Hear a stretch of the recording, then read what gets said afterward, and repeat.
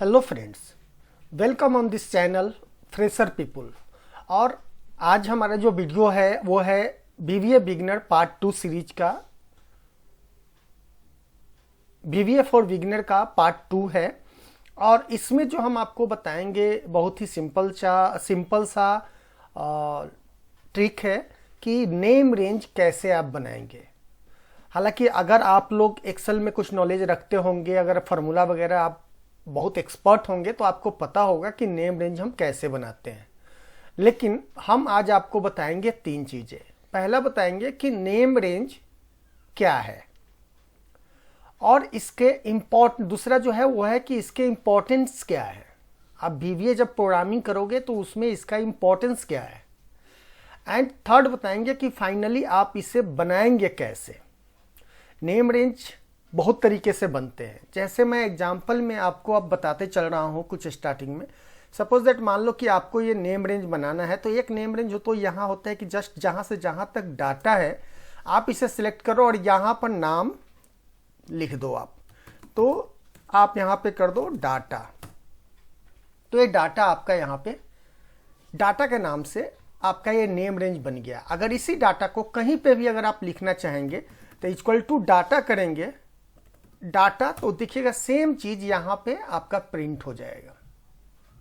Okay, but इसमें क्या problem है। सपोज दैट मान लो कि इसमें कुछ आप नया ऐड करते हो आइटम। हम चलिए यहां से कॉपी करते हैं, एक आइटम नया ऐड करते हैं और यहां पे इसमें पेस्ट कर रहे हैं। अगर अब हम यहां पे डाटा लिखते हैं तो आप देखेंगे ये वाला जो पार्ट है लास्ट में जो हमने ऐड किया है वो इसमें नहीं आया है।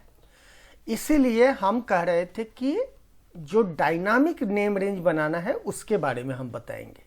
अब आप कहेंगे कि इसकी ज़रूरत क्या है नेम रेंज का बीबीए में। तो चलिए सबसे पहले मैं आपको एक सिंपल सा एग्जाम्पल दे देता हूँ। आप यूजर फॉर्म में चलिए। यूजर फॉर्म ये आपको पता है कि बीबीए कैसे खोलते हैं, हमने ऑलरेडी बता रखा है। Alt F11 प्रेस करेंगे तो आपका VBA खुलेगा और यहाँ पर आपको यूजर फॉर्म इंसर्ट करना है। अब सपोज दैट मान लो कि आपने कोई लिस्ट बॉक्स लिया। अब इस लिस्ट बॉक्स में आप चाहते हो इसका जो डाटा है वो यहाँ पे दिख जाए। तो सिंपल सा तरीका तो ये है कि एक आपने नेम रेंज बना लिया है, यहाँ से यहाँ तक आपका डाटा के नाम से बना हुआ है। तो आप इसके रो सोर्स में जाकर यहाँ पर आप देखोगे, रो सोर्स में जाकर आप डाटा लिख सकते हो। और कॉलम काउंट कितना देना होगा। कॉलम काउंट जितने यहाँ पे कॉलम है, 3 कॉलम है, तो यहाँ पे देखिए कॉलम काउंट है, तो इसको आपको 3 करना होगा। और इसका कॉलम हेड ट्रू करना है तो यहाँ पे इसे जाके ट्रू कर देंगे। तो आप यहाँ पे देखिए क्या हुआ, नेम रेंज तो बन गया बट इसका जो कॉलम हेडर है ये नहीं बना। ये क्या हुआ, ब्रांच को भी इसने आइटम ही समझ लिया है।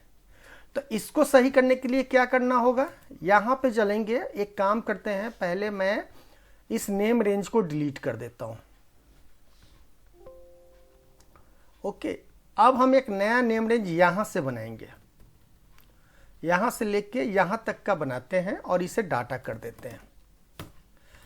अब अगर आप इस यूजर फॉर्म को रन करेंगे तो यहाँ पे देखिए ये हेडर आपके यहाँ पे दिखने लगे और यहाँ पे ये डाटा है। फाइन, लेकिन ये जो है डायनामिक नहीं है। तो इसको डायनामिक बनाने के लिए हम क्या करते हैं, नेम रेंज बनाते हैं। और नेम रेंज जो काम करता है ना, बहुत सारे बीवीए का जब कोडिंग लिखेंगे, जैसे मैच फंक्शन यूज करना हो, फाइंड यूज करना हो, या किसी डाटा को पूरा का पूरा डिस्प्ले करना है, तो नेम रेंज होना बहुत जरूरी है। तो एक दूसरा तरीका है एक ऑफसेट फंक्शन का आपने नाम सुना होगा। ऑफसेट फंक्शन के थ्रू अगर आप नेम रेंज बनाते हैं तो वो डायनामिक होता है। तो चलिए मैं यहाँ पे ही अभी बनाता हूँ। यहाँ पे क्या कीजिए, आप लिख दीजिए इक्वल टू, थोड़ा इससे बड़ा कर देते हैं जिससे कि इसके नीचे ही बना देते हैं जिससे कि ये थोड़ा दिखे। Equal to offset.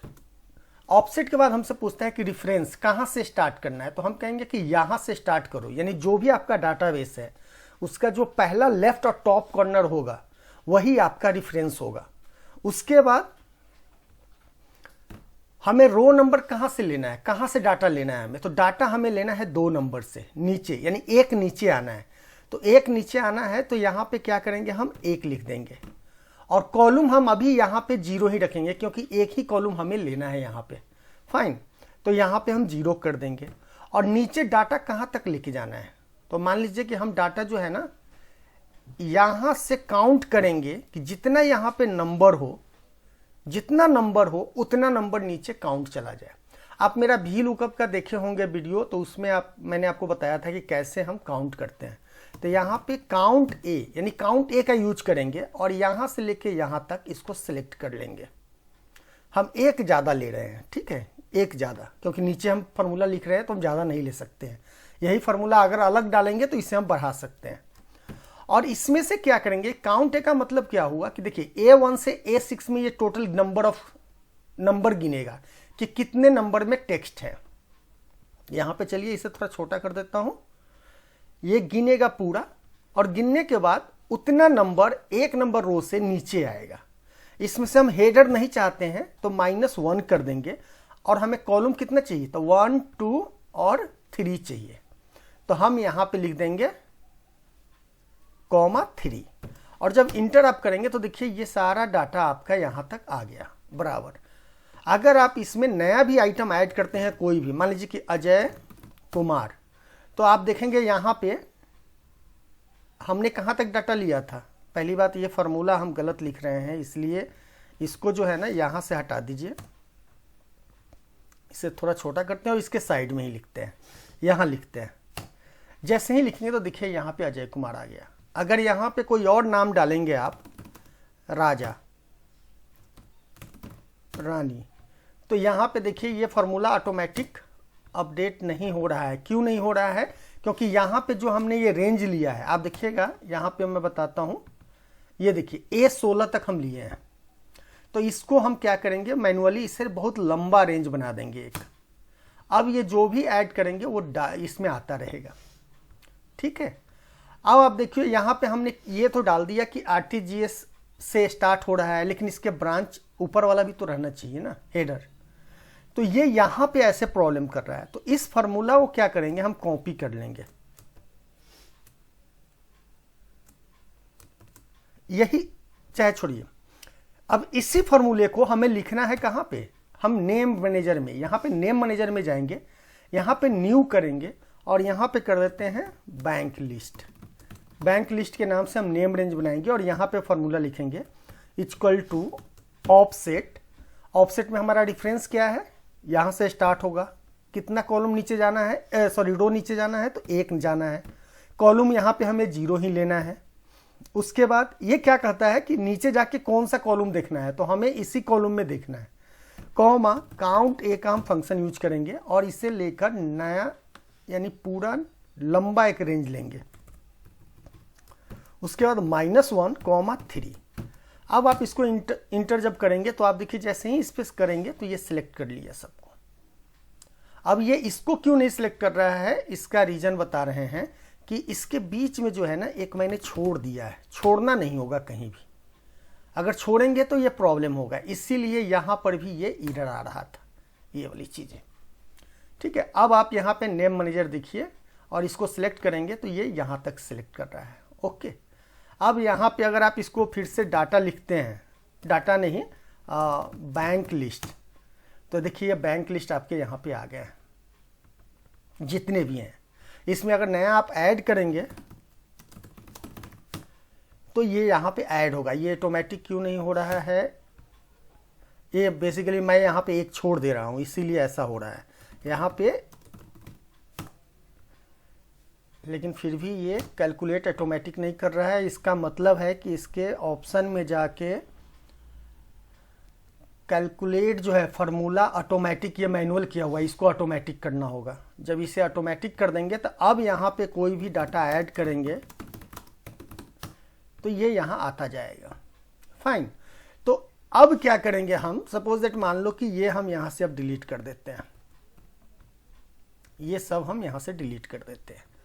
अगर हम लिस्ट व्यू में अब चले और इसका जो रो सोर्स है हम यहाँ पे कर देते हैं बैंक लिस्ट, बैंक लिस्ट। तो अब आप ये देखिए यहाँ पे जो डाटा है ऑटोमेटिक यहाँ पे अपडेट होता रहेगा आपका। जैसे ही आप इसमें कुछ नया आइटम ऐड करेंगे, इसमें कोई भी नया आइटम ऐड कीजिए और अपने यूजर फॉर्म को रन कीजिए, तो इसमें देखेंगे यहाँ पे ये डाटा आ गया है। और भी आप ऐड करना चाहेंगे तो इसमें आप ऐड कर सकते हैं आसानी से, बट ध्यान रहे कि इसके बीच में गैप ना हो, क्योंकि ये क्या करता है ना, काउंट का जो फंक्शन है वो यहाँ से लेके यहाँ तक जहाँ ख़त्म हो जाता है वहीं तक काउंट करता है, इसीलिए ये रेगुलर होना चाहिए। अब इसके आप VBA में चलेंगे और यूजर फॉर्म को रन करेंगे तो इसमें देखिएगा आपके तीनों नाम यहाँ पे ऐड हो गए।